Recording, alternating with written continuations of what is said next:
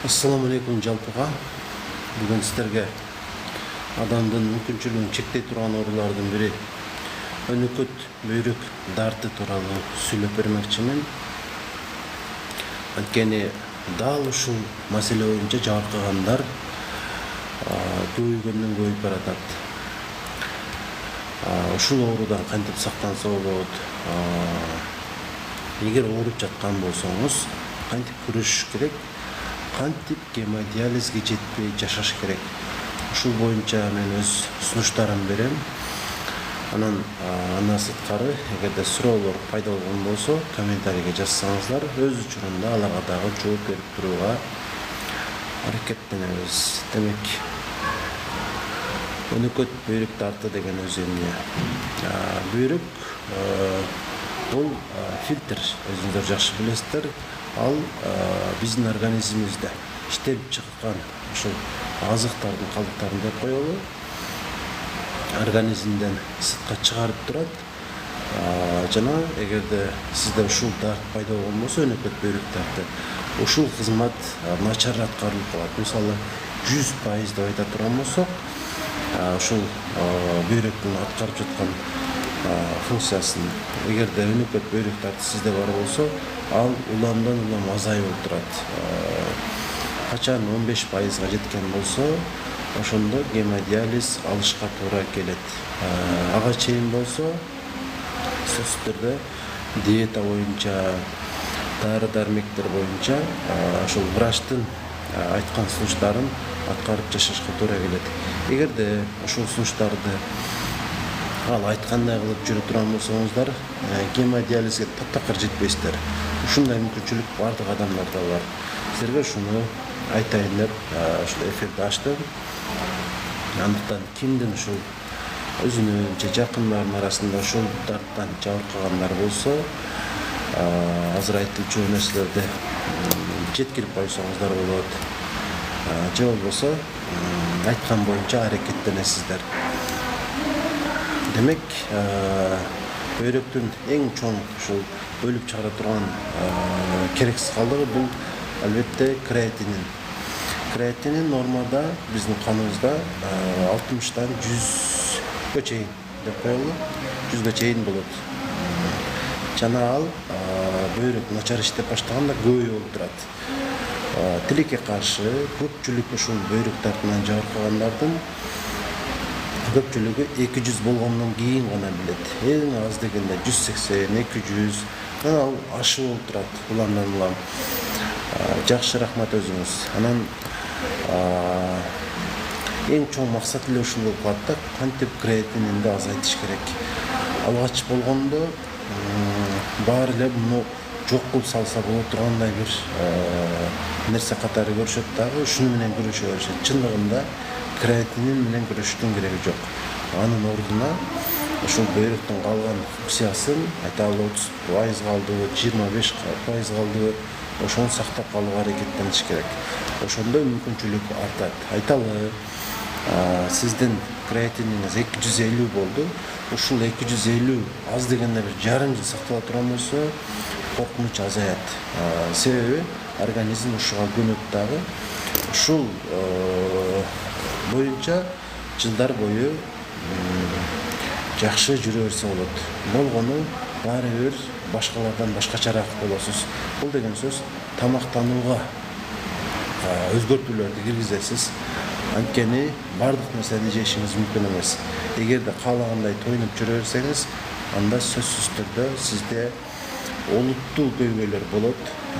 Жана бул нерсе сиздин өмүрүңүздү дагы чектеп коюш керек. Чектеп коюш мүмкүн. Ошондуктан сөзсүз түрдө тамактанууга өзгөчө көңүл бурасыздар. Бул боюнча сиздерге идеалдуу маалыматтар керек болсо, ушул дарт боюнча, өнөкөт бүйрөк дарты боюнча түзгөн бир айлык программам бар. Кантип тамактаныш керек, ар күнү 3 маал эмнелерди жеш керек. Себеби ооруканага барсаңыз, дарыгер эмнелерди жесе болот, эмнелерди жесе болбойт, үстүрдөн айтып салат дагы. Көбүндө бир туман эле болуп калат да. Бир гана этти жебей калат дагы, калган нерселерди үзгүлтүксүз жегенди улантат. Мисалы сүт азыктарын, картошканы деле жей бериши мүмкүн. Бул нерсе болсо алардын оорусун андан бетер күчөтөт. Ошондуктан ушул дарттан кыйналып жүргөн бейтаптар үчүн атайын бир айлык программа түздүм. Мени менен байланышыңыздар, эгерде ушул дарт сиздарда бар болсо, колдон келишинче жардам берем. Анан сиздердеги ушул анализдер боюнча, башка дагы дары-дармектер боюнча дагы суроолорго жооп берип, кыскасы ушулор менен күрөшүшүңүздөргө жардам берем. Бир ай бою андан кийин деле байланыш үзүлбөйт. Керектүү учурда керектүү сунуштарды берип турам. Мен жумуртка менен апельсин жеп атам, суу ичип атам, башка эч нерсе жебей атам. 2 күндө 3 килограмм арыктадым. Бул арыктоо боюнча экен суроо. Демек, кээде ушундай кылсаңыз, жада калса 2-3 күн деле ушундай кылсаңыз зыяны жоктур. Бирок эгер үзгүлтүксүз бир түрдүү нерселер менен тоюнуп жүрө берчү болсоңуз, бул нерсе тескери таасир этип баштайт. Сөзсүз түрдө ден соолугуңуз начарлайт. Өттө таш пайда болуп калышы мүмкүн, бөйрөктө таш пайда болуп калышы мүмкүн, жана башка олуттуу маселелер жаралышы мүмкүн. Ошондуктан көнгөн тамактанууга эле бир аздан жакшы өзгөртүүлөрдү кылыш керек. Арыктоо үчүн бир түрдүү нерсе жеп жүрүү жакшы эмес. Ар бир нерсенин ашыкчасы зыян болот. Жада калса суунун деле саламатчылык, өтүм ооруп жүрөт. Өтүңүз ооруп жүргөн болсо, майга көңүл бурушуңуз керек, жеген майларыңызга. Себеби бул органыбыз негизинен ушул азыкты ашкылып берет десем туура эле айткан болом. Ушул майларга көңүл буруш керек, анын желине турган убактысына көңүл буруш керек. Ошондо жакшы болот. Айпери кел, жакшысыңбы, ден соолук жакшыбы? Май жебейм, жебейм дегениңиз дагы туура эмес. Жеш керек. Анан сиз май жебейм дегенде бир гана ушул көзгө көрүнгөн майды элестетпеңиз. Тамакка күн сайын май кошулат да, туурабы? Ошол деле май катары эсептелинет. Анан ар бир эле ооруда, айталы ошо өт оорусунда деле сөзсүз түрдө өзүнүн дарыларын ичиш керек болот. Дарыланыш керек болот, мындайча айтканда. Тамак аш менен же дагы башка кандайдыр ыкма менен оорудан айыгып кетүү мүмкүн эмес. Ошондуктан сөзсүз түрдө ар бир ооруда эмне кылыш керек болсо, ошонун баарын билип, ошого жараша аракеттениш керек. Ошо катары өнөкөт бөйрөк дартында дагы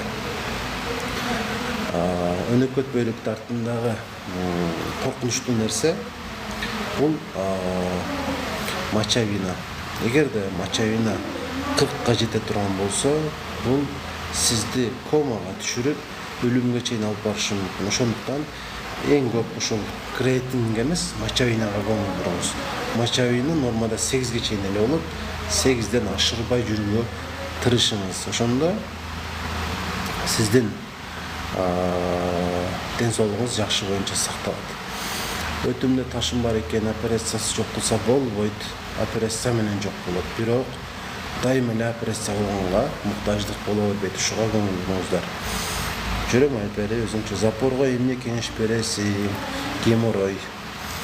Эгерде сиздин ичиңиз катыбаса, геморрой кыйнабайт. Эгерде сиздин ичиңиз өтпөсө, геморрой кыйнабайт. Ошо эки нерсеге көңүл буруп коюңуз, геморройдон кыйналбаш үчүн. Ал эми ич катыбаш үчүн эмне кылыш керек десеңиз, өтө деле башкача сунуштарды айтпайм. Негизгиси жашылчаларды көбүрөөк колдонуш керек.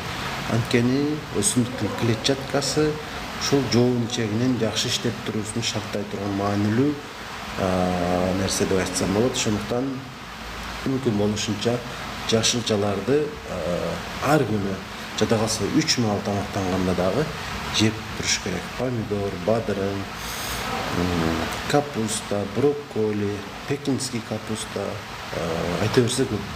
Ушулардын баарынан жешиңиздер керек. Ошондо ич дагы катыбайт, ден соолук дагы жакшы болот. Анан сөзсүз түрдө суу ичиш керек. Аз дегенде 1 литр. Өзүңүздөрдү кыстап ичиңиздер деп айтпайм, бирок сөзсүз түрдө 1 литрден кем эмес таза суу ичип турган жакшы күнүнө. Бул чай, кофе, тамактагы ушул мисалы шорпо, андын соусу эмес. Дал суунун өзү. Ушуга маани берип коюңуздар. Биз өнөкөт бөйрөк дарты тууралуу сүйлөшүп жатабыз, креатинин тууралуу сүйлөшүп жатабыз. Жана ошондой эле мочевина тууралуу. Демек, мочевинаны азайтыш керек. Мочевина нормада болсо, көйгөй болбойт. Ушуга өзгөчө көңүл буруңуздар. Эми дагы айта турган болсом, бөйрөк начар иштегенде калий, фосфор микроэлементтери дагы организмден чыгып кетиши кыйын болот. Эгерде калий 6-дан аша турган болсо, сөзсүз түрдө сизде көйгөй пайда болот. Ошондуктан 6-дан ашырбаңыз. Калийге эң бай азыктардын бири бул картошка. Картошканы рациондон чыгарып салабыз. Эгерде сиздерде ушул дарт бар болсо, таптакыр картошка жебейсиздер. Анан картошка жебей деле жашаса болот чындыгында. Анан дагы фосфор дагы бизге коркунуч жаратат. Ошондуктан ушул фосфорго бай азыктарды, мисалы сүт азыктарындагы, анан ошондой эле балыкты дагы жебейбиз. Айрыкча газдалган суусундуктарды, кола, фанта ушуларды ичпейбиз. Анткени буларда дагы фосфор көп болот, шоколадда көп болот. Ошондуктан ушуларды дагы жебейбиз, ичпейбиз. Ошондо фосфор көбөйбөйт. Анан дагы ушул өнөкөт бөйрөк дарты болгон учурда сиздер мындан кутулууга аракет кылбаңыздар. Болгону оорунун мындан дагы жаман болуп кетпешине көңүл буруңуздар. Эгерде азыркы ушул абалыңыздар жакшы болсо, анализдер азыркыдан жаман болбосо, ушул боюнча сакталышына тырышыңыздар. Ушул боюнча сакталганы сиздер үчүн эң чоң жеңиш болот. Анан өзүңүздөрдү кыйнабаңыздар. Дагы бир маанилүү факторду айтып өтөйүн. Эгерде стресс болсоңуздар, бөйрөктүн оорусу күчөйт. Ошондуктан мүмкүн болушунча стресс болбойсуздар. Өзүңүздөргө карайсыздар. Доктор менен тамагымда бир нерсе тургандай болуп атат. Кааласаңыз УЗИ кылдырып көрүңүз. УЗИ кылганда билинет. Балким сизде зоб бардыр. Бутумдун арткы кан тамыры тыртышып, түйүлүп, басканда тартышып, ооруп, түйүлөт. Магний ичип көрүңүз. Эми ушуну менен айыгып кетесиз деп айта албайм, бирок кайсыдыр бир деңгээлде ушундай жөнөкөй деле нерсе маселени чечип коюшу мүмкүн да. Ошондуктан магний ичип көрүңүз. Магний баракчага каттала электер, подписаться дегенде басып коюңуздар. Сиздер үчүн пайдалуу маалыматтар үзгүлтүксүз чыгып турат. Андыктан ошол баракчага подписацияны басып коюңуздар. Анан биз 3 суроо деген бир долбоор баштаганбыз. Өзүңүздөрдүн кызыктырган 3 сурооңуздарды комментарийге жазып койсоңуздар болот, видеолордун астындагы. Ошол суроолор боюнча сиздерге маалымат берип жатам. 5-чи жолу ушул 3 суроо деген суроолордун тизмектерине жооп бердим. Дагы да кызыктуу суроолор келсе, аны негизи бардык эле суроолорго жооп болот. Анткени пикеринен жазылбайт.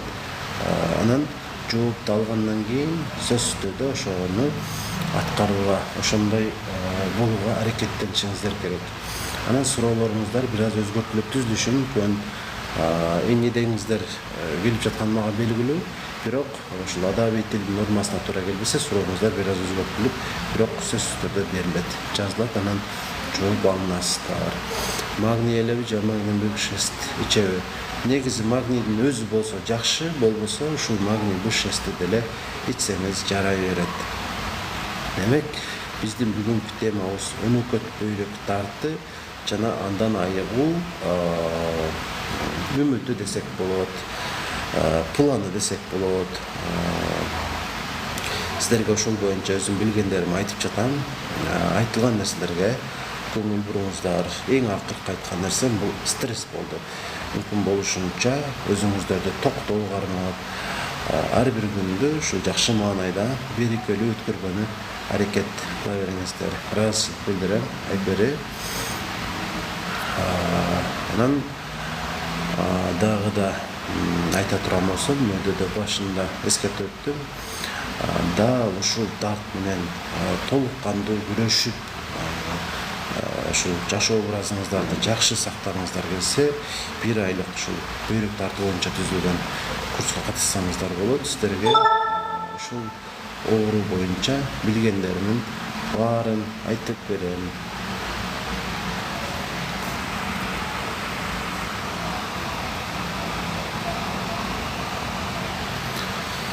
Ушундай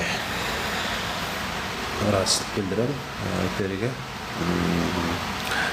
Анан анализдерди тапшырып туруш керек. Аз дегенде бир 3 айда бир анализ тапшырсаңыздар жакшы болот. Бөйрөктү өзү кылдырып туруш керек. Ар бир нерсеге даяр болгондо жакшы. Алдын ала эмне кылыш керек болсо ошонун баарын аткарыш керек. Өйдө да айтканымдай негизинен калийди, фосфорду жана натрийди көбөйтпөшүбүз керек. Ушуларды нормада сактай турган болсок эле буюрса ден соолугубуз жакшы болот. И моча-юнаны.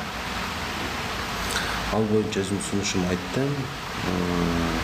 Моча-юна көбөйбөсө сиздерде баары сонун болот. Анан моча-юнаны чындыгында биз дары дармек менен түшүрө албайбыз. Бир жолу бар. Мен сиздерге ушуну азыр айтып өтөм. Ошону аткарууга аракеттениңиздер. Эгерде сиздерде моча-юна көбөйүп жаткан болсо, айталы бир 12 болду дейли. Нормада 8ге чейин болот. 14 болду дейли. Макул 17 болду дейли. Ошону нормага алып келе турган бир жол бар. Ал эмне десеңиздер, койдун куйругу арткы жагы. Ошону жешиңиздер керек болот. Ошодон тагыраагы плов даярдап жешиңиздер керек болот. Эгерде ошол майды жей турган болсоңуздар, моча-юнаңыздар азаят. Күндө эле жей бериңиздер деп айтпайм. Кээ бир күндөр жеп туруш керек да, ошол жардам берет. Анан тамакка албетте эт кошулбайт. Болгону ошол куйрукту эритип, ошодон күрүч ашты коебузбу, даярдап жешибиз керек. Ушул моча-юнаны азайтып берет. Саламатчылык Ооба Кутман Бактыбаев. Мен Ош шаарындамын. Кулатов 17 деген даректе отурам. Келсеңиздер болот. Дээрлик ар күнү консультация болот. Ал жерге мен номерими жардамчым жазып койду. Ушул номерге дагы байланышып келе берсеңиздер болот. Анан эгер жатып дарыланам десеңиздер, Аксонер клиникада иштейм. Телефон аркылуу консультация алуу 500 сом болот. Ушул номерге акчаны которуп, чегин ушул эле номерге WhatsApp'тан жөнөтсөңүз, мен сизге өзүм чалып, сиздин маселеңиз боюнча сүйлөшөбүз жана өзүмдүн кеңештеримди айтам. Эгер келип көрүнөм десеңиздер, төлөм бир аз көбүрөөк болот, бирок өтө чоң айырма жок. Байланышып келсеңиздер болот. Кандай оорулар боюнча кеңеш берем, айтып өтөйүн. Ал боюнча дагы негизинен терапиялык багыттагы баардык оорулар боюнча келе берсеңиздер болот. Тери оорулары боюнча, гинекологический маселелер боюнча жана жаш балдардын көйгөйлөрү боюнча карай албайм. Ушулардан сырткары баардык маселелер боюнча кеңеш алсаңыздар болот, буюрса. Билишимче баарыңыздардын суроолоруңуздарга жооп берем. Баракчага катталып коюуну унутпаңыздар. Анткени дээрлик ар күнү маалымат берилет. Аллергия болуп жатам, көрө бересизби? Ооба, аллергия боюнча дагы кеңеш алсаңыздар болот.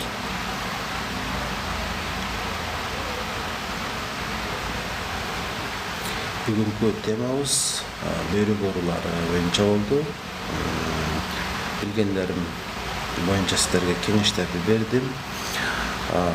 Кудум эле аруктоо курсу сыяктуу бөйрөк дартынан сактануу, эгер ооруп жүргөн болсоңуз, андан ары күчөп кетүүсүн алдын алуу боюнча 1 айлык курс түзгөнбүз. Катыша турган болсоңуз, буюрса сиздин мүмкүнчүлүктөрүңүз артат. Баарыңыздарга ушул бөйрөгүн оорулары барларга сунуштайм.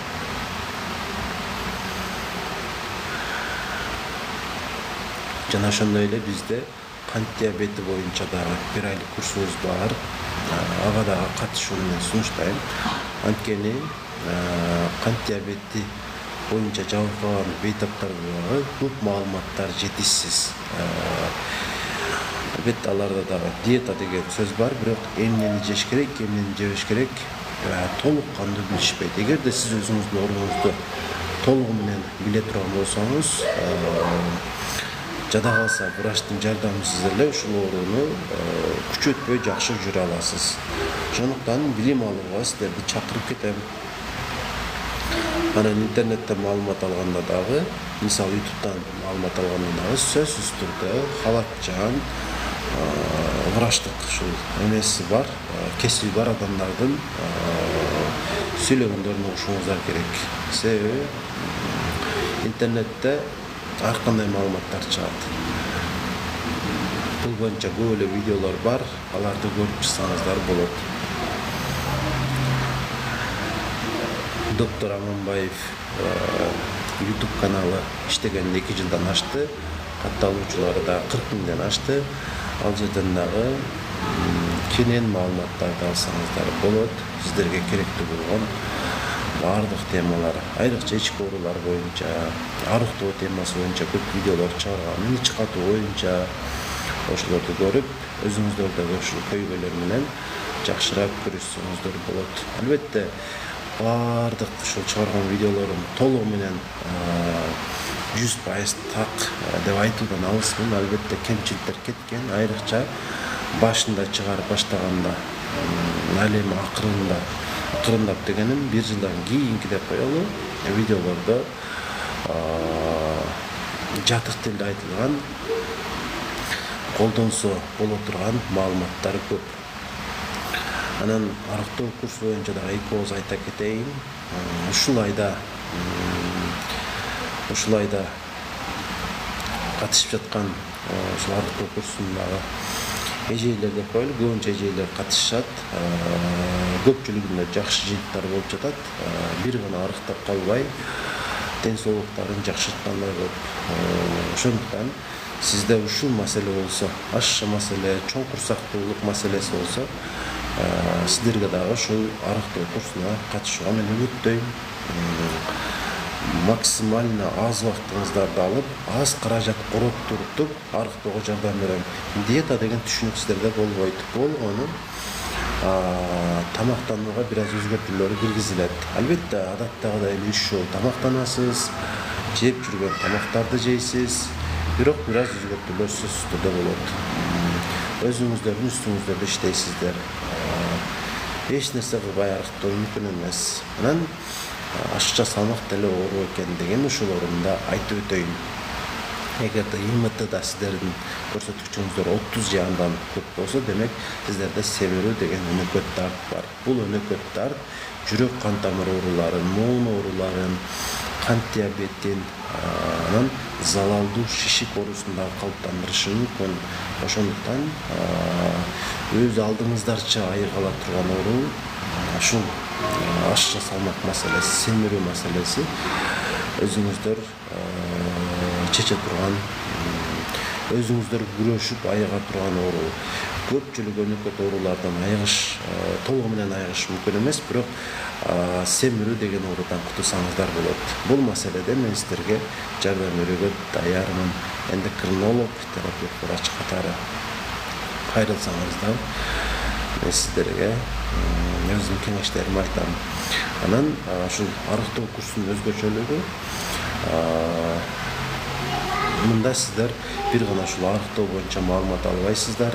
Ден соолук боюнча көп сунуштар берилет. Ден соолукту кантип жакшылаш керек, кантип сактаныш керек жаман ооруларда.